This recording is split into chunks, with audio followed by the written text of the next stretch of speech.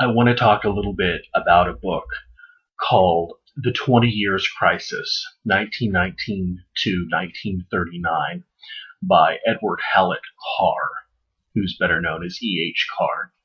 E.H. Carr was an early 20th century journalist and maybe best known as an international relations theorist.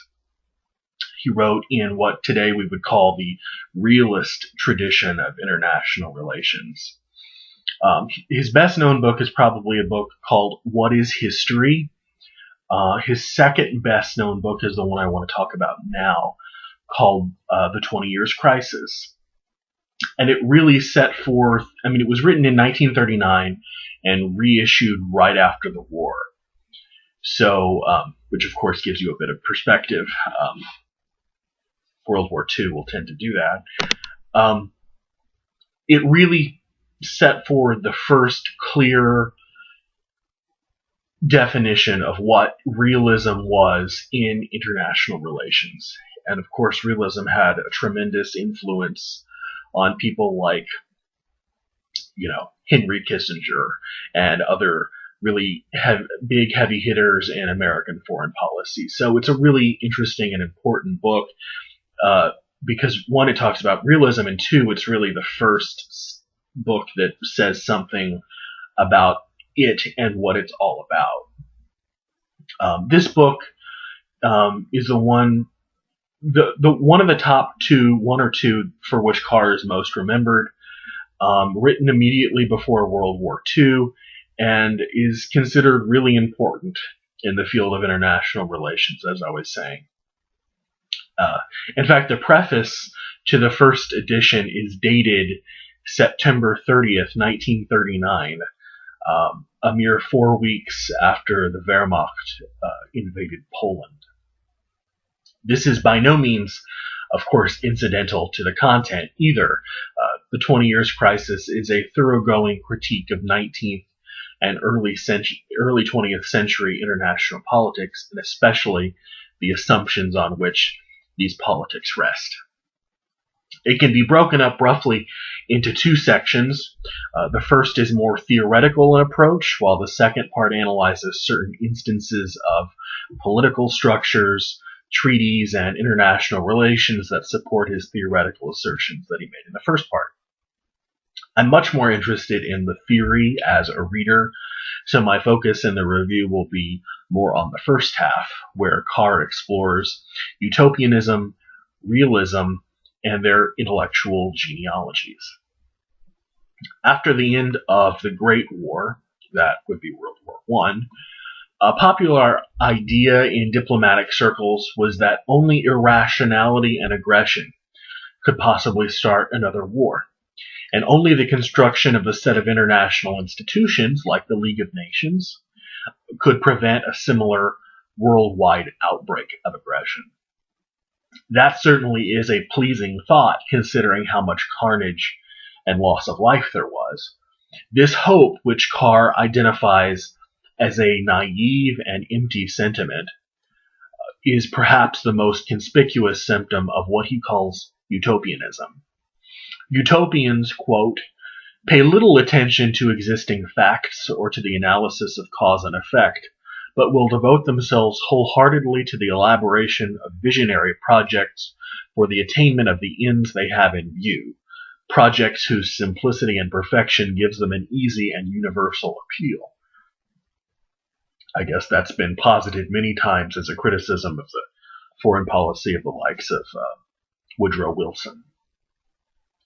Carr associates utopianism with the more intellectual strains in international relations, imputing the label to those with, quote, the inclination to ignore what was and what is in contemplation of what should be. Utopians put their moral ideals before political observation and empiricism. He traces utopianism to the willed, persistent belief in, quote, the harmony of interests, this sort of assumption that the pursuit of individual self-interest will necessarily dovetail with the interests of a nation as a whole, or the nations of the world as a whole. This idea is similar to the social Darwinism which so populated much 19th century European social thought. Realism can in many ways be thought of as the antithesis of utopianism. Realists let observation, national interests, and power inform their view of international policy. Realists have, quote, the inclination to deduce what should be from what was and what is. Whereas utopians let morality inform their politics, realists let their politics inform their morality. Because of the rationalist Weberian strains Carr associates with realism, he associated realism with the bureaucrat instead of the intellectual. While this book is often listed as the first defense of realism, as I was talking about earlier, Carr is extraordinarily fair-minded and openly admits that there are problems with this approach too. Importantly, realism, he says, fails to provide the idealism that any international policy must have. He says, quote, most of all, consistent realism breaks down because it fails to provide any ground for purposive or meaningful action. If the consequence of cause and effect is sufficiently rigid to permit of the scientific prediction of events, if our thought is irrevocably conditioned by status and our interests, then both action and thought become devoid of purpose. Because of the respective strengths and weaknesses of utopianism and realism, Carr concludes the theoretical portion of the book by suggesting that any meaningful, pragmatic political approach must rest somewhere near the middle of realism and utopianism. He says, we return, therefore, to the conclusion that any sound political thought must be based on elements of both utopia and reality. Where utopianism has become a hollow and intolerable sham which serves merely as a disguise for the interests of the privileged, the realist performs an indispensable service in unmasking it. But pure realism can offer nothing but a naked struggle for power which makes any kind of international society impossible. In the second part of the book, Carr asserts that utopians were so concerned with preventing another great war, they began to completely ignore the element of power that actually resides in international relations. For example, utopians assumed that all nations had the same interests in maintaining peace for the same reasons.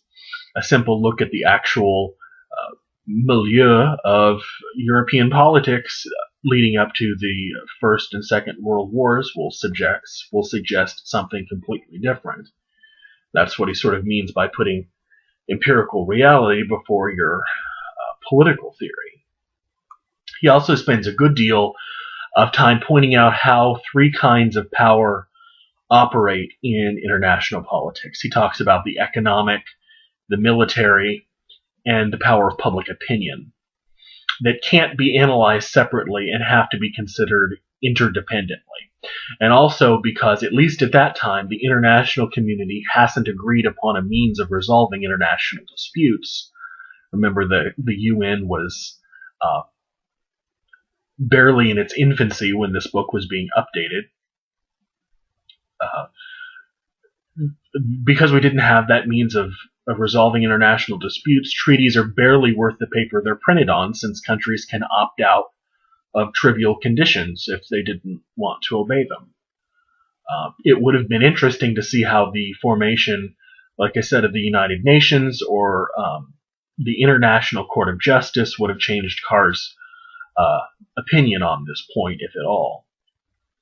For being over 70 years old, Carr's analysis is still fresh, fascinating, convincing, and a really good introduction to what realism is in international relations theory. The only part that dates the book is the second half that looks at actual international events, since nothing after 1939 is really covered.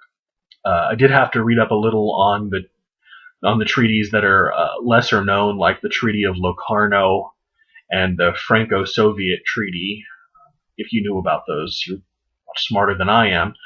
But Carr very much rewards the reader's efforts for having learned about them. I would recommend this to anyone who has an interest in the history of international relations, realism in international relations, or trying to figure out what Henry Kissinger is all about.